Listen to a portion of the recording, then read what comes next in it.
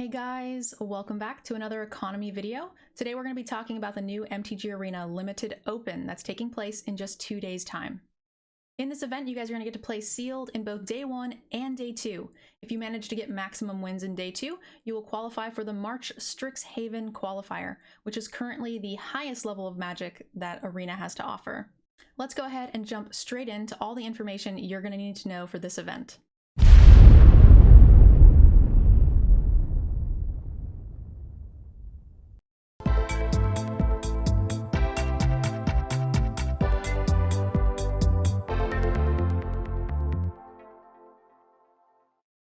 Alright, let's go ahead and start with just the basics. You can enter the tournament on February 20th, and the first day is 24 hours starting at 6 a.m. PST. You can enter for either 22,500 gold, which is roughly 22 days worth of quests and dailies, or you can enter for 4,500 gems, which is roughly $22 if you're buying your gems in bulk. Right off the bat, you'll be getting 2 things for your account that will not be considered in my later calculations for value. Those 2 things include the 6 packs that you're going to open for your event, which will get added to your collection, as well as a really cool alternate art Vorinclex. This Vorinclex is completely covered in Phyrexian text, which I think is insanely cool, and the couple of times that I've seen this printed in paper, like with Elishnorn, it has been highly sought after. So I imagine this would be a really cool keepsake to have on your account in the future. So depending on how much you value your packs and this amazing cosmetic, you can go ahead and decide how much value you'd like to add for your entry after we discuss the value and prizes. Alright, so let's go ahead and talk about day 1. You can actually enter in 2 different formats for day 1. You can either choose best of 1 or best of 3 for your sealed pool. So let's go ahead and take a look at the prizes for each format for day 1, as well as your odds of making day 2. So one of the first things I noticed when taking a look at this layout is that in best of 1, it's the same format as what we are currently playing on Arena. So this is probably where you're going to be having the most experience to begin with. Also, in best of 3, you can't lose at all. You have to win all 4 of your matches in order to progress to day 2. You can lose a single game in a match, but you still need to win all of your matches in best of 3 in order to day 2, whereas in best of 1, you're actually allowed to have a percentage of loss. In just a little bit, we're going to take a look at the math side of this, and we will see that best of 1, you have a much better chance of day 2ing than best of 3, no matter what your win percentages are. So now we can go ahead and take a look at our day 2 prizes. We actually have the same amount of game wins and losses as we do for best of 1 in day 1, but we're actually playing best of 3. You have no choice. You can't actually play best of 1 in day 2.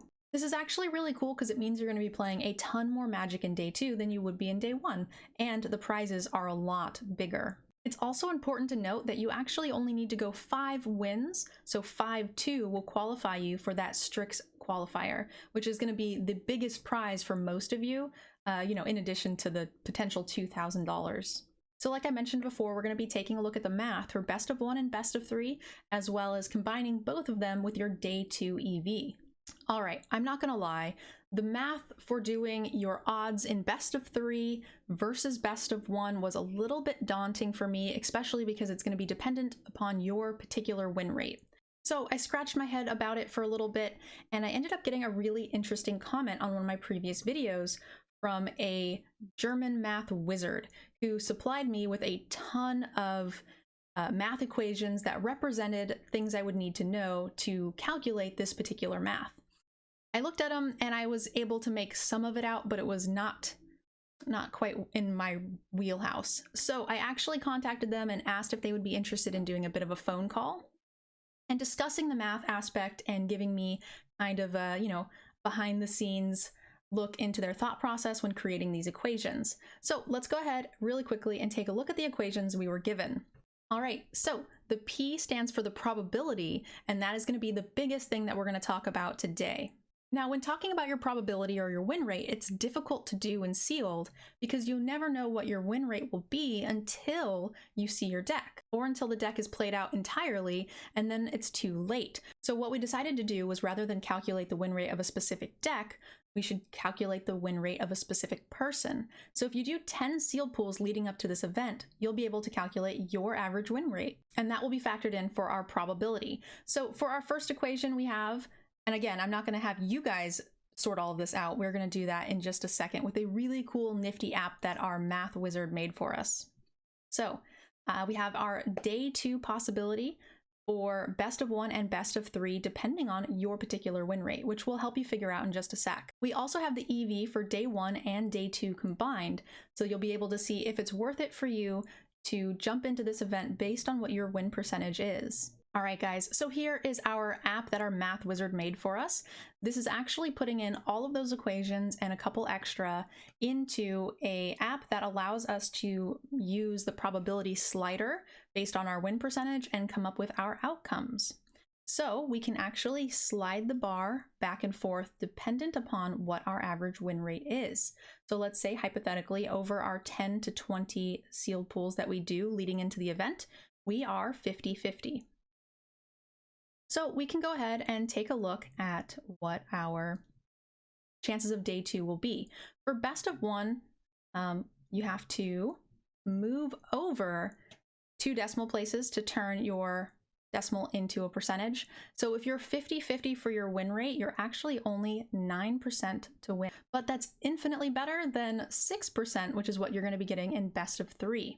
So 50% is really tough, and that actually sounds like a much lower number than I would have thought of initially, but best of 3, you technically need to win all of your matches, and in best of 1, you need to win over 70% of your matches. So how many times are you going to be entering in order to make that happen if your average is 50-50?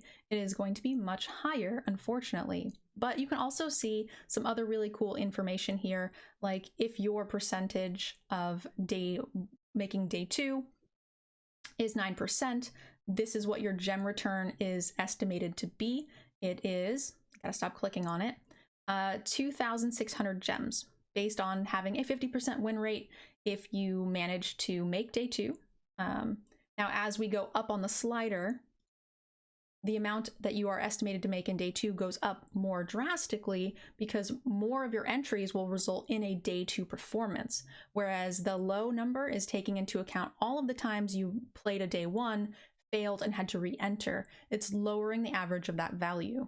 Now, while this slider is actually really, really nifty, and you can take a look at any percentage based on what your win rate is, I talked to one of my friends. They said they're about 55%. So let's go ahead and take a look at that.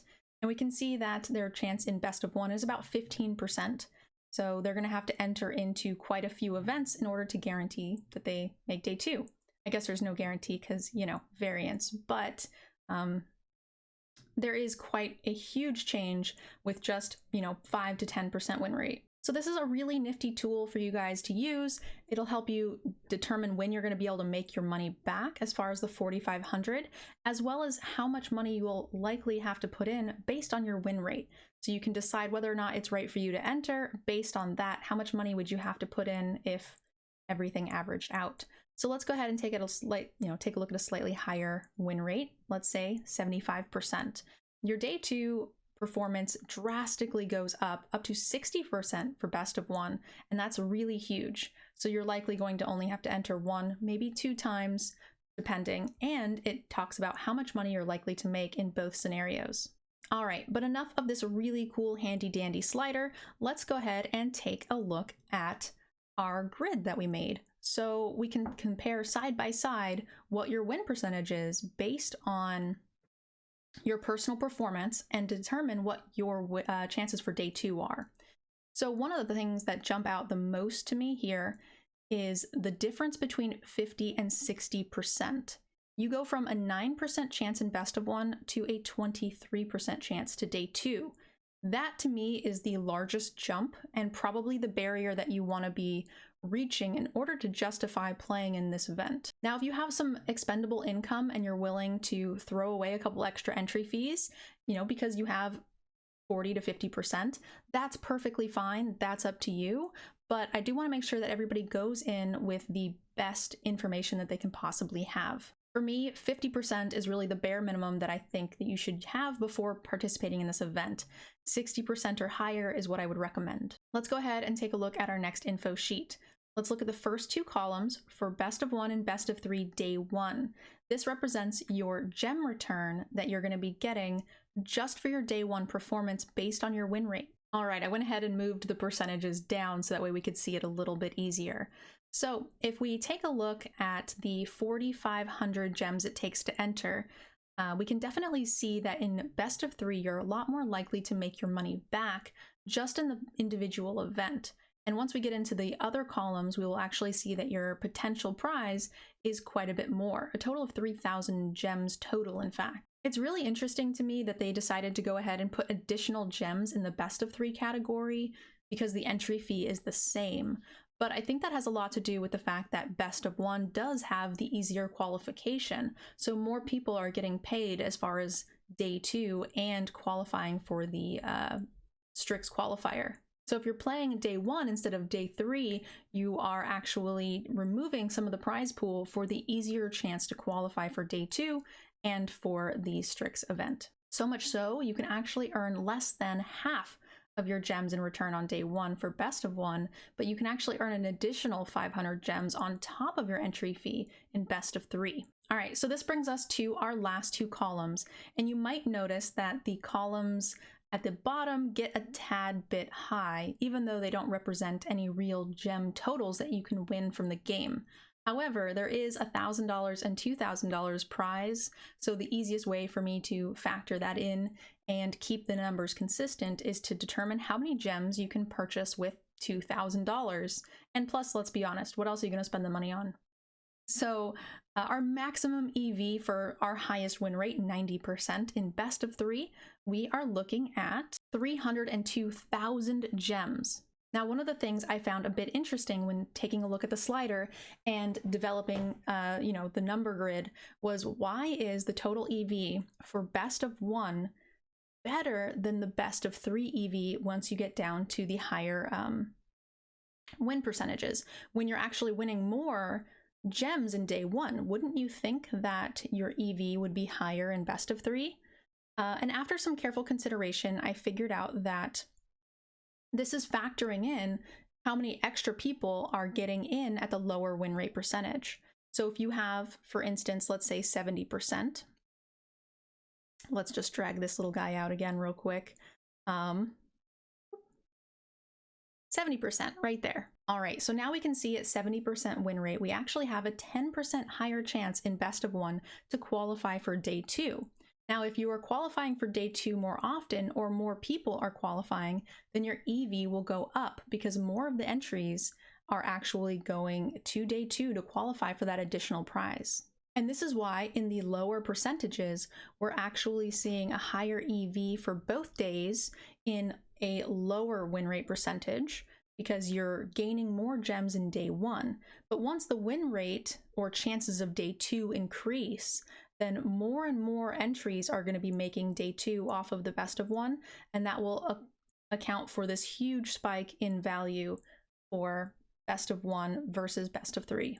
It's a little counterintuitive to think that your greatest potential value is more with a lower prize pool for day 1, but that actually is the case. So this means even if you have a really high win rate, you might still want to consider best of 1 because it will increase your overall EV for the total day 1 and day 2 because you're far more likely to make it into day 2. Obviously, if you happen to get very lucky and you spike 100% in best of 3, you are going to have more value possible in the long run, but that's not going to be the average based on your win rate. All right, guys, so that is all of the numbers that we needed to go over. The last thing I wanted to talk to you guys about is actually how to calculate your win rate so that way you can decide where you fall on these grids, as well as the slider.